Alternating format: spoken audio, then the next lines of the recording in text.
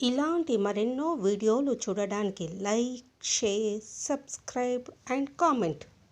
ఈరోజు ఈ వీడియోలో శ్రీ ఆది శంకరాచార్యులు స్థాపించిన మఠాలు, పీఠాల గురించి తెలుసుకుందాము. సన్యాసులు, బ్రహ్మచారులు నివసించేది మఠం. అక్కడ దేవతలను ప్రతిష్ఠించిన తర్వాత అది పీఠంగా మారుతుంది. శంకరులు దేశం 4 మూలల 4 మఠాలను స్థాపించారనేది జగద్విదితం.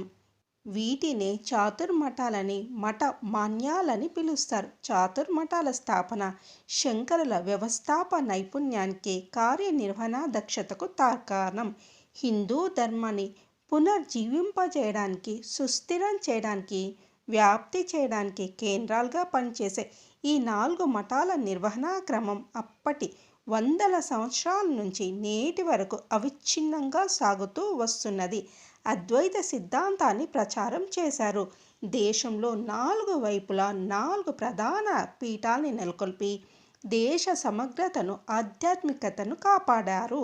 తూర్పున పూరీ క్షేత్రంలో గోవర్ధన పీఠం ఋగ్వేదం, దక్షిణాన శృంగేరి క్షేత్రంలో శారదా పీఠం యజుర్వేదం, పశ్చిమాన ద్వారకలో ద్వారకా పీఠం సామవేదం, ఉత్తరాన బదరీరా క్షేత్రంలో జ్యోతిర్పీఠం యజుర్వేదం. 4 శిష్యులను 4 పీఠాలకు అధిపతులను చేశారు. కంచి కామకోటి పీఠాన్ని స్థాపించి తానే స్వయంగా కొన్ని రోజులు పీఠాన్ని అధిరోహించి హిమాలయాలకు వెళ్ళి చిన్న వయసులోనే 32 సంవత్సరాలకే తనువు చాలించారు. చాతుర్మఠాల గురించి తెలుసుకుందాము. ద్వారకా మఠం. ఈ మఠము శంకరులచే దేశానికి పశ్చిమంగా మొదటగా స్థాపించబడింది. దీన్ని కాళికా మఠమని, సిద్ధేశ్వర మఠమని, పశ్చిమ మాన్యాయ మఠమని అంటారు.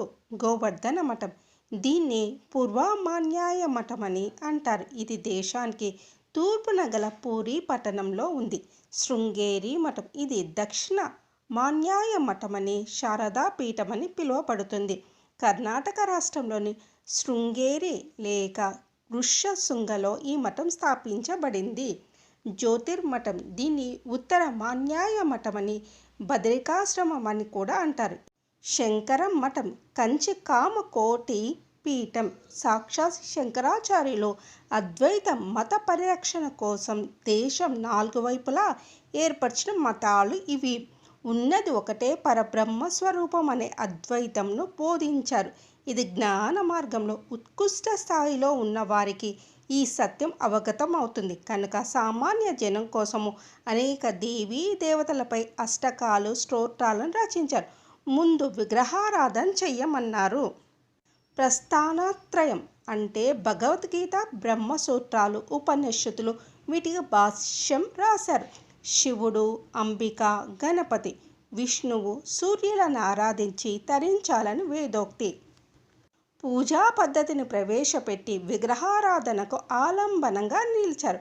ఒకరోజు శంకరులు గంగానది ఒడ్డున శిష్యులకు తాను చేసే ప్రవచనం ముగించి వెళ్తుండగా వేదవ్యాసుడు ఒక వృద్ధ బ్రాహ్మణుడి వేషంలో అక్కడికి వచ్చాడు. శంకరులు రాసిన భాష్యాల మీద చర్చకు దిగాడు.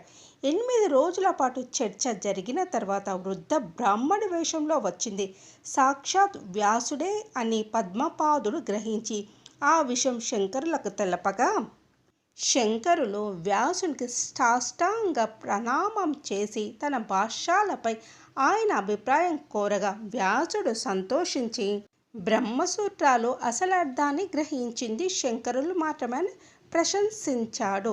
వేదవ్యాసుడు వెళ్ళిపోతుండడం చూసి శంకరులు, నేను చేయవలసిన పని అయిపోయింది, నాకు ఈ శరీరం నుండి విముక్తిని ప్రసాదించమని వేడుకున్నాడు. అప్పుడు వ్యాసుడు, లేదు, అప్పుడే నీవు జీవితాన్ని చాలించరాదు. ధర్మ వ్యతిరేకులు అనేక మందిని ఎదుర్కొనవలసిన అవసరం ఉంది. లేకపోతే నీ కారణంగా రూపుదిద్దుకున్న ఇంకా శైశవ దశలోనే ఉన్న ఆధ్యాత్మిక స్వేచ్ఛను రక్తి అర్ధాంతరంగా అంతరించే ప్రమాదం ఉంది. నీ భాష్యాలను చదవగా కలిగిన ఆనందంలో నీకు వరాన్ని ఇవ్వాలనిపిస్తుంది. బ్రహ్మ నీకు ఇచ్చిన 8 సంవత్సరాల ఆయుర్దాయానికి అగస్యాది మునుల అనుగ్రహంతో మరో 8 ఏళ్ళు తోడైంది. పరమశివుని కృపచేత నీకు మరొక 16 ఏళ్ల ఆయుష్ లభించుగాక అని దీవించి అర్ధాంతం అయ్యాడు. ఆయన జన్మించినప్పుడు ఆయన ఆయుష్ 8 సంవత్సరాలు. తపస్సు వలన సాధించింది ఇంకొక 8 సంవత్సరాలు. వ్యాస మహర్షి అనుగ్రహం వల్ల మరొక 16 సంవత్సరాలు జీవించి తన 32వ ఏట ఉత్తరాఖండ్ కాశీలో క్రీస్తు శకం 820లో లింగంలో ఏకమయ్యాడు.